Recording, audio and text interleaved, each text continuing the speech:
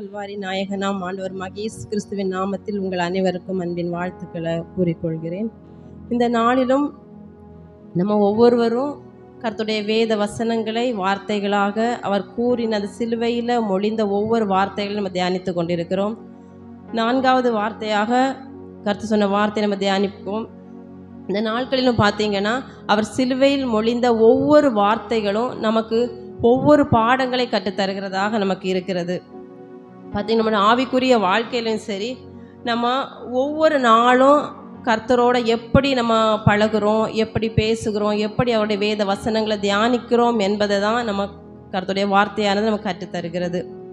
யார் யாரெல்லாம் பொறுமையாக நம்ம அமர்ந்து இந்த வசனங்களை நம்ம தியானிக்கிறோமோ அவர்களுக்கு பார்த்தீங்கன்னா இயேசு கிறிஸ்துவின் உன்னத அன்பையும் அவர் நமக்கு விலையேற பெற்று கொடுத்த அந்த மீட்பையும் அந்த ரட்சிப்பையும் கர்த்தர் நம்ம ஒவ்வொருவருக்கும் தருவாராக. இந்த நாளில் பார்த்தீங்கன்னா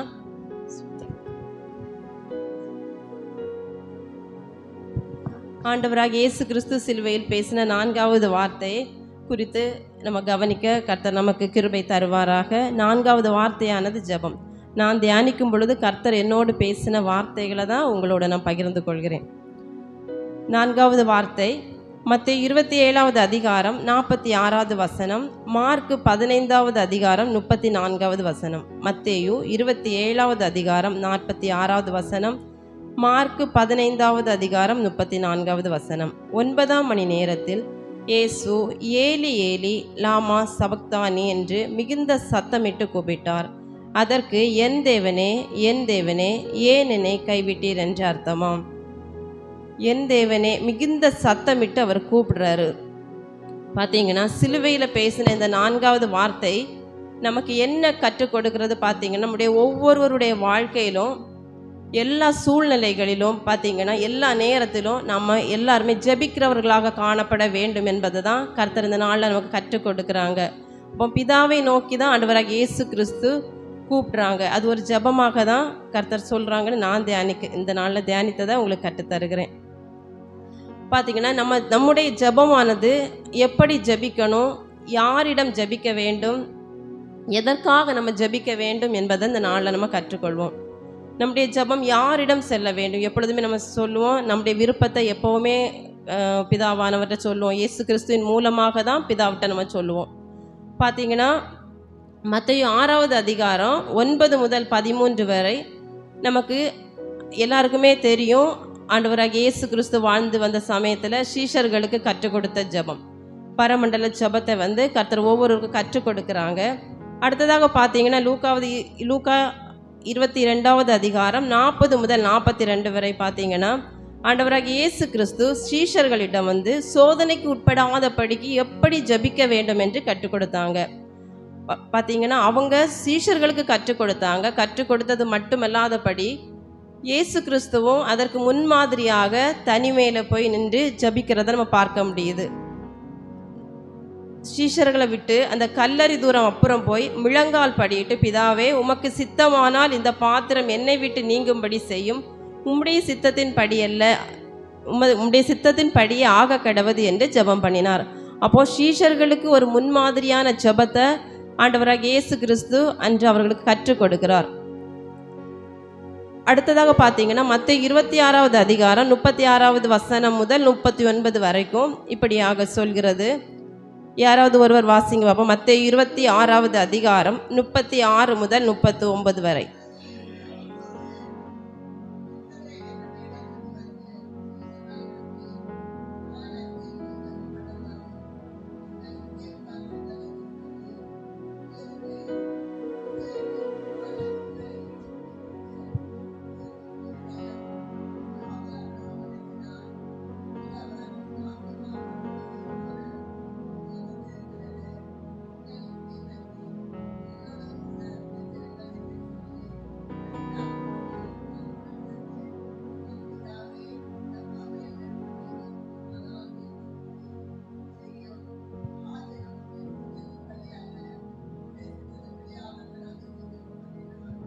இங்கே பார்த்தீங்கன்னா கெத்செமனே என்னப்பட்ட இடத்துல சீஷர்களோடு ஏசப்பா உட்கார்ந்துருக்கல.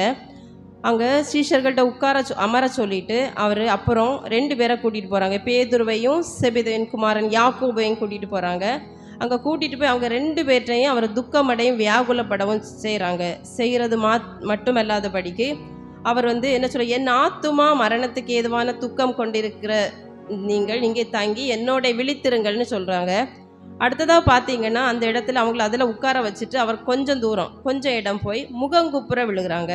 முகங்குப்புற விழுந்து, என் பிதாவே, இந்த பாத்திரம் என்னை விட்டு நீங்க கூடும், ஆனால் நீங்கள் படி செய்யும், ஆகிலும் என் சித்தத்தின் படியல்ல உம்முடைய சித்தத்தின். அப்போ பிதாவை நோக்கி ஆண்டவராக இயேசு கிறிஸ்து ஜெபிக்கிறதுக்கு ஏன்னா இந்த சிலுவையில் தாங்கொன்னா வேதனையில் இருக்கும் பொழுது இந்த சூழ்நிலையிலும் கர்த்தர் பிதாவை நோக்கி தான் ஜெபிக்கிறவராக இருக்கிறாரு.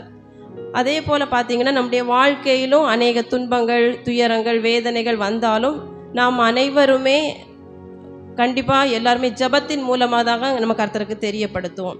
ஜபம் இல்லாத வாழ்க்கை கூரை இல்லாத வீடுகளுக்கு சமம் என்று நம்ம அறிந்து கொண்டதே.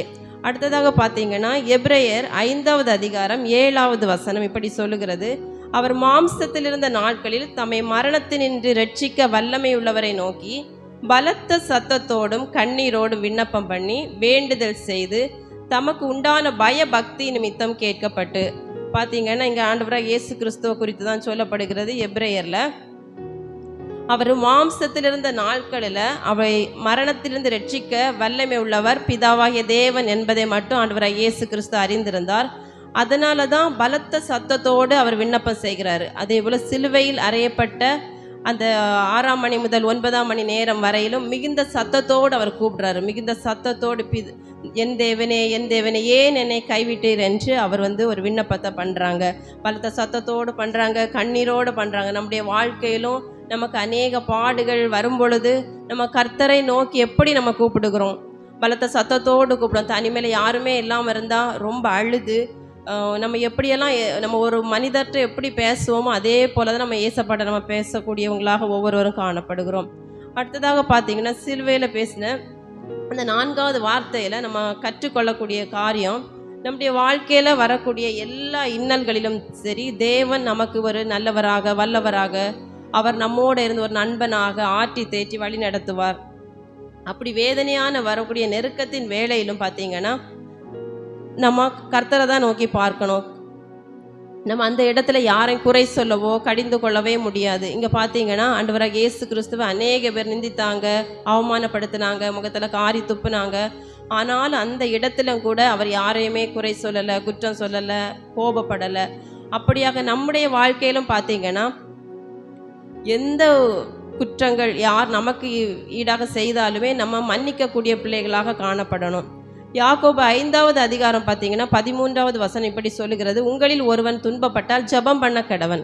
இப்போ நம்ம துன்பப்படும் பொழுது நம்ம என்னதான் பண்ணணும்? ஜபந்தான் பண்ணணும். ஜபம் பண்ணாதபடிக்கு அவர்களை நம்ம இகழ்ந்து பேசிக்கொண்டே இருக்கக்கூடாது. அது கர்த்தருக்கு பிரியமில்லாத காரியம்.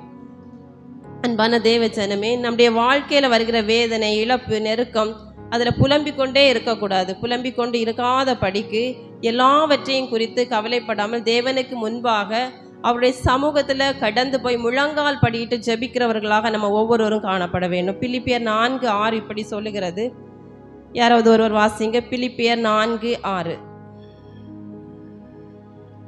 பிலிப்பியர் 4வது அதிகாரம் 6வது வசனம். நம்ம என்ன பண்ணணும்னு பிலிப்பியர் பவுல் அழகாக நமக்கு சொல்லியிருக்கிறாரு. நீங்கள் ஒன்றுக்கும் கவலைப்படாமல் எல்லாவற்றையும் குறித்து உங்கள் விண்ணப்பங்களையும் சோஸ்திரங்களையும் எப்படி சொல்லணும்? ஜெபத்தினால, அவருடைய வேண்டுதல்னால அவருக்கு தேவனுக்கு தெரியப்படுத்தணும். அப்பொழுதுதான் நம்முடைய வாழ்க்கையில் பெரிய வெளிச்சம் உண்டாகும் என்பதில் சந்தேகமே கிடையாது. அவரிடத்துல விண்ணப்பங்களை நம்ம எப்படி வைக்கணும்? சோஸ்திரத்தோடு வைக்கணும். நம்முடைய பார்த்தீங்கன்னா நம்ம அழுகை வரும் பொழுது அவருக்கு சோஸ்திரம் பண்ணி கொண்டு நம்முடைய இருதயத்தில் இருக்கக்கூடிய வியாகுலங்களை அவர்கிட்ட நம்ம சொல்லணும். எல்லாவற்றையும் அறிந்த பிதாவானவர் அந்த நம்முடைய ஜெபங்களை என்ன பண்ணுவாங்கன்னா கேட்கக்கூடியவராக இருந்து நமக்கு பலனை தரக்கூடியவராக இருக்கிறாங்க. அப்போ இதன் மூலமாக நம்ம கற்றுக்கொள்ளக்கூடிய காரியம் என்னவென்று பார்த்தீங்கன்னா, இந்த 4வது வார்த்தையானது நமக்கு கற்றுக்கொள்ளக்கூடிய காரியம், பிரச்சனை வரும் பொழுது, நெருக்கம் வரும் பொழுது பிறரை குற்றப்படுத்தாமல் அந்த பிரச்சனையிலிருந்து விடுவிக்கக்கூடிய ஆண்டவராக இயேசு கிறிஸ்துவையும் பிதாவையும் நம்ம நோக்கி பார்க்க வேண்டும். ஜபந்தான் நம்முடைய வாழ்க்கையில் பெரிய மாற்றங்களை கொண்டு வரும். ஜபந்தான் பார்த்தீங்கன்னா